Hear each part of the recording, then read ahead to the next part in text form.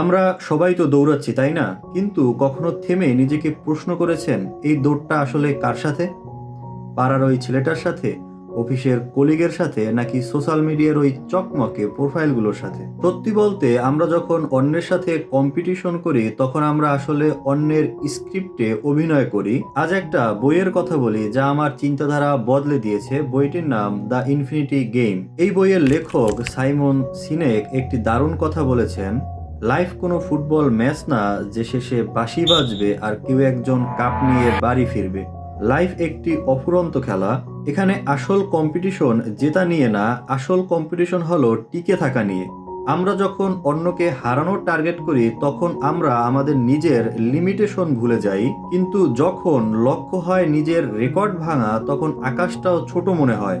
এই বইটির মতে যদি সত্যি প্রতিযোগিতায় অজেয় হতে চান তবে তিনটি বিষয় মাথায় গেঁথে নিন। স্কিল নয়, মাইন্ডসেট পাল্টান, 1% রুল এবং নিজস্বতা।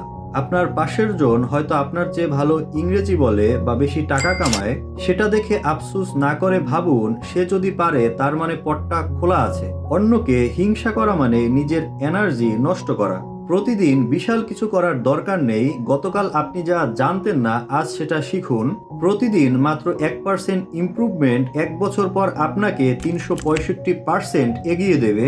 তখন পিছনে তাকালে দেখবেন আপনার আশেপাশে কেউ নেই। এটাই আপনার সফলতার প্রথম ধাপ। কপি করবেন না, পৃথিবী কপি পেস্ট পছন্দ করে না। আপনার কথা বলার ধরন, আপনার কাজ করার স্টাইল, এটাই আপনার সবচেয়ে বড় অস্ত্র। আপনার মতো আপনি, দ্বিতীয় কেউ নেই, এটাই আপনার আসল মনোপলি। দিন শেষে সফল সেই ব্যক্তি যে রাতে ঘুমানোর সময় বলতে পারবে আজকের আমি কালকের থেকে একটু better.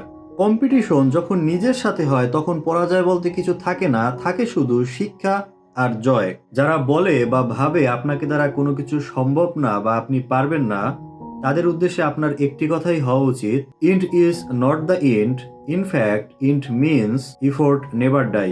That's 1 minute, see you tomorrow.